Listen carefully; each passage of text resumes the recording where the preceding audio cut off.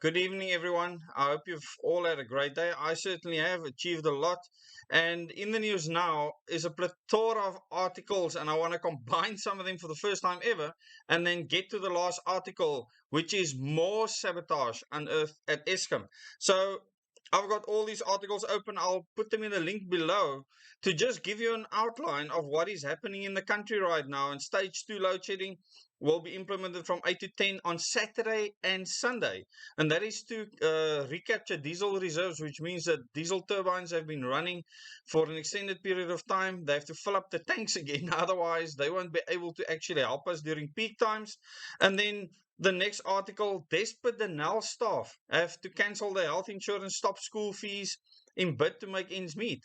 Most of the Denel staff have not been paid a full salary for the past 2 years, and in some months, nothing. So they actually want a court interdict where the null has to pay back 13.2 million rand to 42 of their current employees.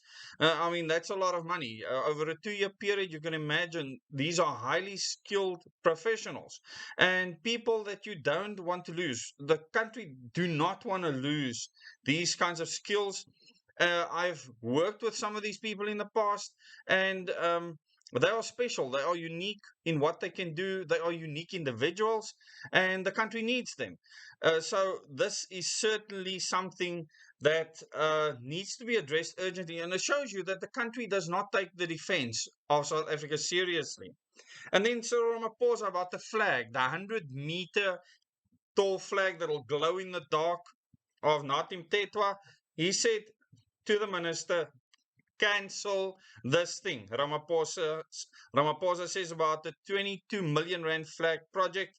President Cyril Ramaphosa says he told Sports, Arts and Culture Minister Natim Tetwa to cancel the controversial 22 million project to erect a 100-meter flagpole at Freedom Park in Pretoria. On Thursday, Tetwa announced that he directed his department to review the process related to the monumental flag in its totality. Now, that is just eating it's egg on his face when the president tells you, listen, yeah, the people aren't interested in this. Cancel this thing. And then bad news for motorists, they will not extend the state levy cut for the fuel price increase extension into beyond May. So the levy is going to be increased. The government's going to make more money. And I've said before that the fuel levy should not be a percentage of the fuel price. It should be an amount. So what the government is doing when the fuel price goes up, they are just scoring and pocketing more and more. This makes no sense. It should be an amount. It should not be a percentage of the fuel price. And then last but not least, further incidents of sabotage at Eskom power stations thwart efforts to halt load shedding. So we know now that there's further efforts besides Tutuka. I put out that video where a cable was cut to a heating valve and where air supply to the regulation system for the turbine was cut. And this is as it was reported in the news. I don't know how technically accurate that actually is.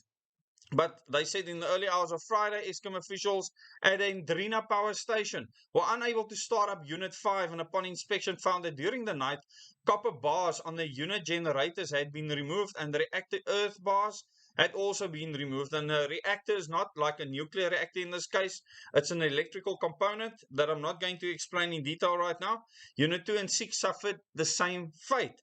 And they said officials suspect theft, but it was unclear how any thief would be able to gain access to the Ndrina premises and have enough time to remove the cables and the reactor bars from 3 units.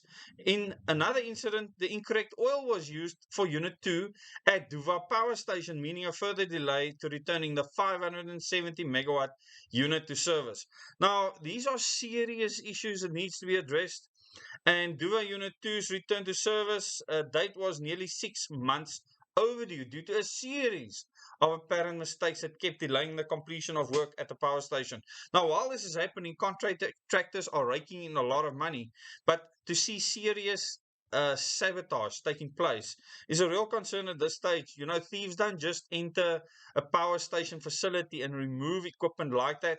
You need special site access, and you can go and read these articles. I'll put all of these article links in the description below this video. I know this is a first, but I spent some time with my wife earlier. We do need to spend some time together. Tonight we're going to work quite a bit, and I need to bring you one more very important video, maybe two.